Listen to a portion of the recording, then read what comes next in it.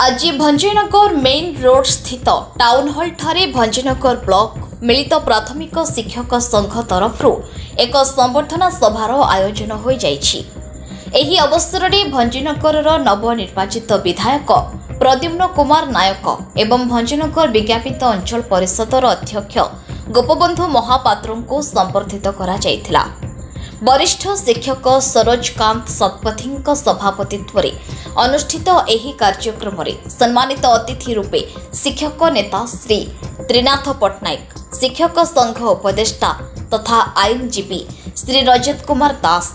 NPS संघर सभापति श्री जगदीश नायक, x cadre सभापति श्री सीमांचल पात्र योगदान करथिले। एही संबर्धना सभारे विधायक महोदय तांकर दुई बाल्य गुरु श्री शिवराम नायक एवं श्री शरदचंद्र दासन को संबर्धित करी गुरु शिष्य पवित्र संपर्क तथा पूज्य पूजा परंपरार उदाहरण सृष्टि करथिले।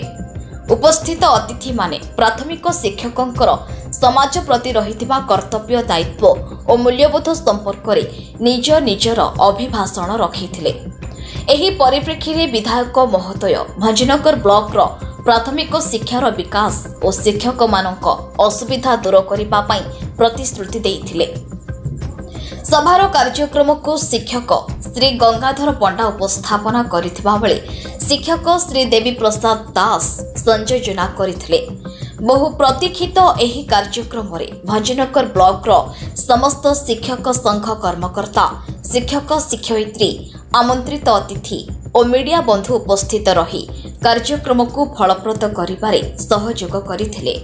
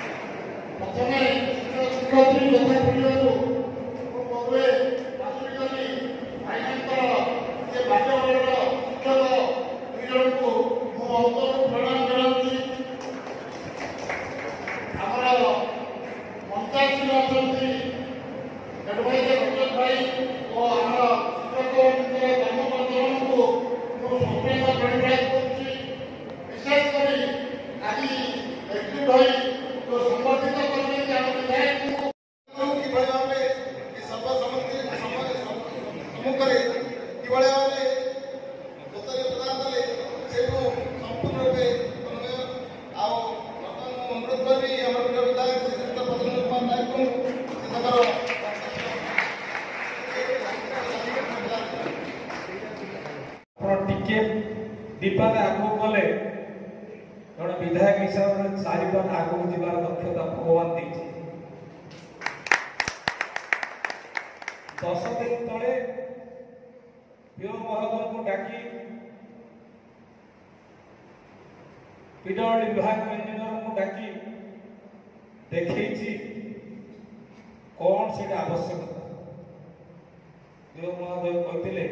गोटे बड़ बिल्डिंग आवश्यकता अच्छे तुरंत आज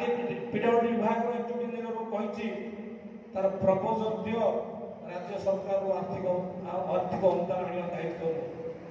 एवं पीओ महोदय को अनुरोध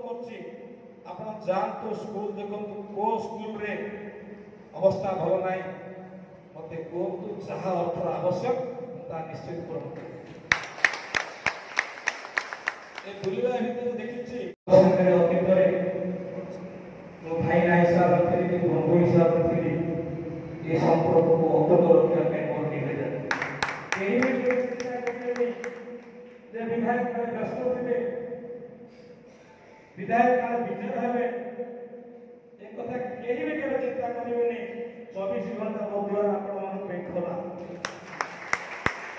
एवं कोठाय मोर अंक आपण पिला को पाठ पढ़ाई भल मनीष करिया गुरु दायित्व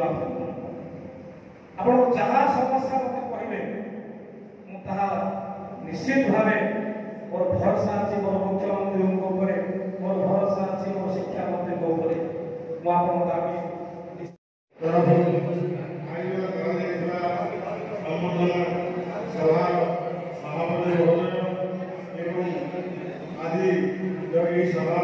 बेलगुंठारू पंचानन साहू का रिपोर्ट न्यूज उपांत खबर।